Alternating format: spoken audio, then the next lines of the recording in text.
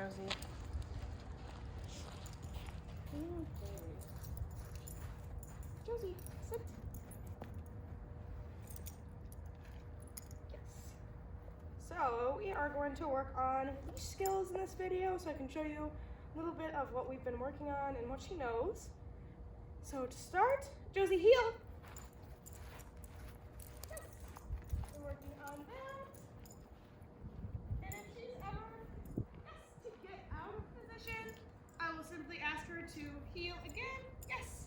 But she's generally pretty good, especially when there's not super crazy distractions going on, about just staying in heel position. Yes.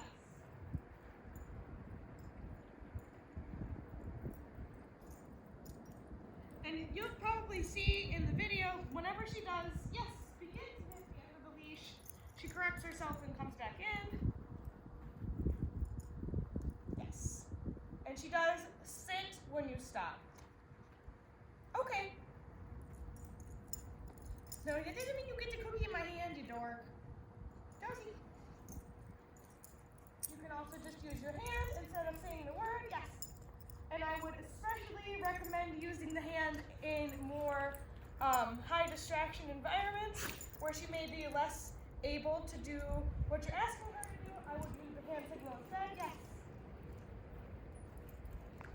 And if she were ever to hit the end of her leash, let's see if I can manually make that happen. So I'll get her to hit the end of the leash. Josie, heel. So I'll ask her, okay. Ask her once, show her once, and if she weren't to do it when I asked her to do it with my hand, I would have lured her instead. Yes. So again, have her sit. Okay. I don't know why I had you sit. I'm gonna have her pull again. Josie, heel. Hey, Josie. Yes, so you may have to help her out a little bit when there's something a little bit more exciting happening, just like what I just did there. What I do want to make sure is that I never ask her verbally, yes, to heel more than once. The more we say the same word over and over, the less it means to the dog. And we want to just make sure that we're only saying the word one time so that the cue is not, yes, heel, heel, heel, heel. It's Josie, heel, yes. If that makes sense. Okay. That's what you would do if she were to pull. Okay. Doing a video. And then next we're going to go over leash pressure. I still have quite a bit of video to go. Come and talk to me. Okay. Now we're going to go over leash pressure. So to start, this is something that I do with every single dog that I work with. Every single dog is going to encounter leash pressure at one point in their life.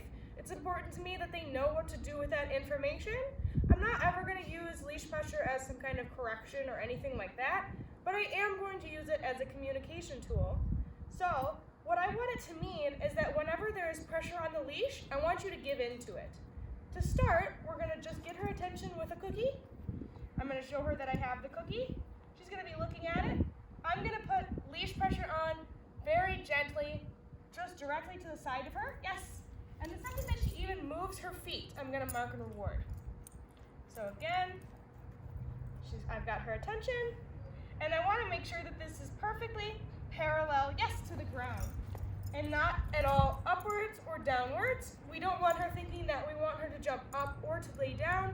We simply want her to move laterally. Yes. And right now, I'm pretty much just looking for that little movement with her feet and to know that she understands, yes, what the leash pressure means.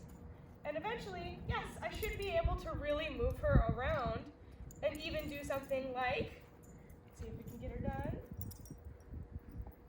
guiding her, yes, with the leash.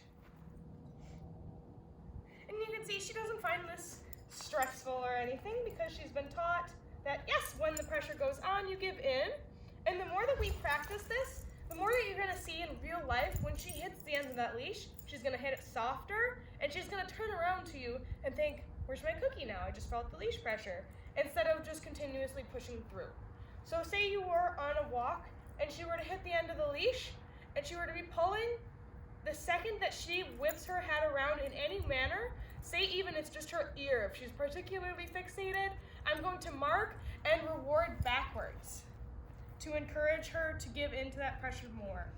Really, overall, we just want to teach her that when leash pressure is on, I want you to give to it so that she's not continuously pulling, especially into a collar. So those are kind of the ways that we've been working on leash skills and manners, and she's been doing very well. Okay.